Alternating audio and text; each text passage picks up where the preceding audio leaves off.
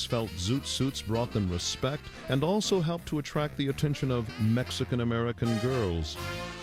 But in Los Angeles, the zoot suiters had competition. The servicemen in Los Angeles on their way to war would frequently go to clubs, nightclubs, jazz clubs, where they would pick up Mexican-American women. And there's a very natural rivalry between the servicemen trying to pick up Mexican-American women and Mexican-American male adolescents who didn't particularly care for the fact.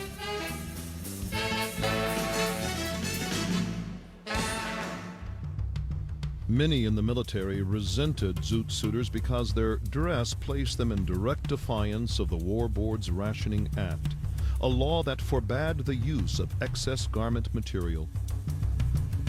Ethnic tension also existed because these Mexican-American kids with their zoot suits were obviously not going off to war, and the mostly white servicemen were. So there was a good deal of tension between the two groups that then exploded in the zoot suit riots.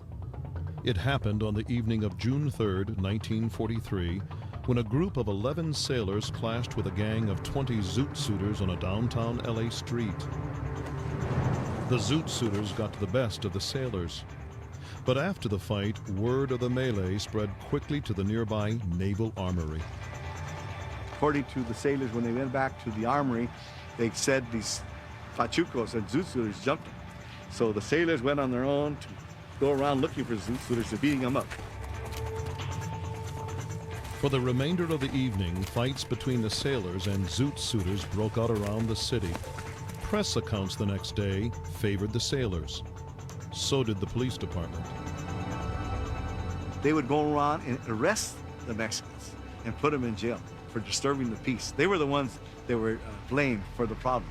In other words, in the newspaper headlines were saying, let the servicemen clean up the city of all these gangsters and all these pachucos. A lot of racism tied in with that. For the next 3 nights, the sailors sought revenge, cruising the streets, searching for anyone who wore a zoot suit. Sal Sandoval, 16 at the time, was there. We took our zoot suit outfits off to minimize the problem. We'd wore khakis. So I was coming home from work in my khakis, and I saw this young man with his wife, and she was nice. She had a nice shape in it. And there was 2 sailors coming across, you know. So these sailors, not knowing that it was this guy's wife, they started, you know. All of a sudden, I heard the lady scream. And the husband turned around, and he said, "What's wrong?" "This guy's trying to pull my pants down.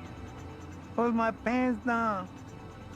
In 5 minutes, police were all over there, man. And who did they take? The husband and the woman. The sailors go back on board ship. I was there. I was there, you know. Without fear of arrest, emboldened military personnel continued their rampage through Los Angeles for 2 more days. Things got bigger by the 4th and 5th, where we had thousands of servicemen going up and down the streets of downtown Los Angeles, beating up anybody that was Mexican. And the military authorities, Shore Patrol and others, they couldn't control it. They started coming down to the main section of town, Main Street, and they started going into the theaters. But they encountered our dads, not us. But they figured that since we were all Mexican, we would be in there. So they started beating up on our dads. So that made a grave, grave situation.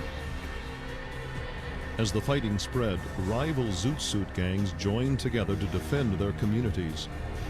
By day 6, over 100 zoot suiters had been arrested. But thousands of others remained on the street as the brawling escalated. We started retaliating, you know. They never figured on knives, you know. And that's what we started doing, knifing them, showing them, you know, we're not scared of you. The rioting made national news, prompting smaller incidents in California, Texas, and Arizona, all cities with similar type zoot suit gangs.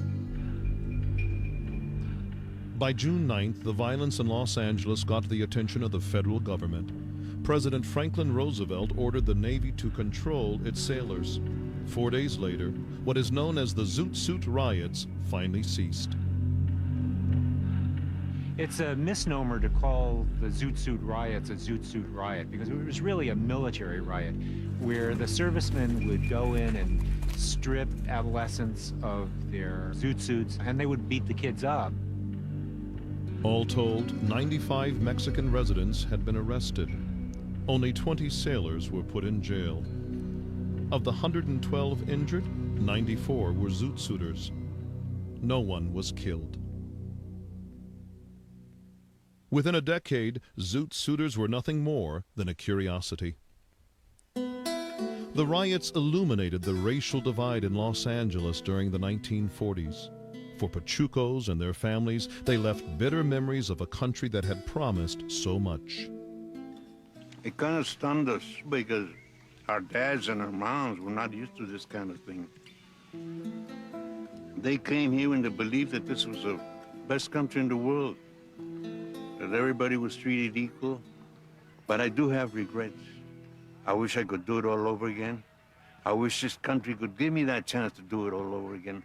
But this country has to change. It has to change to give me that opportunity.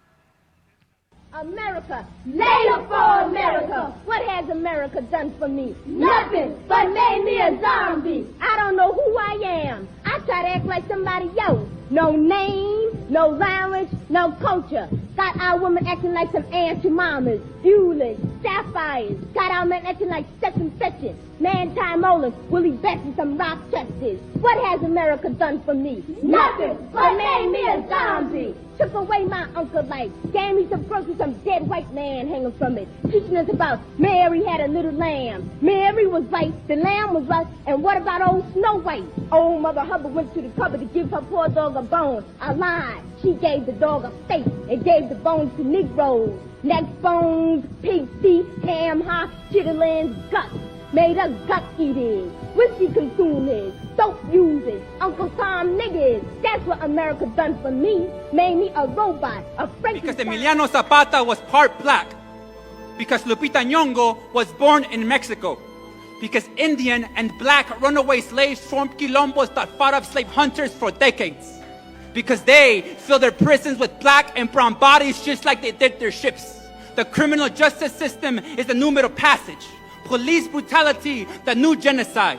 Because Vicente Guerrero, the first black president in North America, threatened war against the United States if they tried capturing any runaway slave in Mexico. Because La Bamba was an African song sung by slaves in the fields of Veracruz. Hermano, I like hip hop too. And I understand that your favorite rapper drops this word every other line, so tell me this. How many times have you smiled every time someone's called you a beaner? Hermana, does it make you want to wave your hands up in the air like you just don't care when someone calls you a wetback? Come on, we are so fly they call us illegal aliens. We are so sexy they call us dirty Mexicans. You should not play music for your ignorance when you say this word. Does it feel as if you have a cotton gin fan tied around your tongue? Does your mouth feel as bloody as Fubel Station? Does it feel like you're a strange fruit, a broken branch dangling, swaying, surrounded by Klansmen and children cheering because there is one less of you, hermano y hermana? They used to hang us too.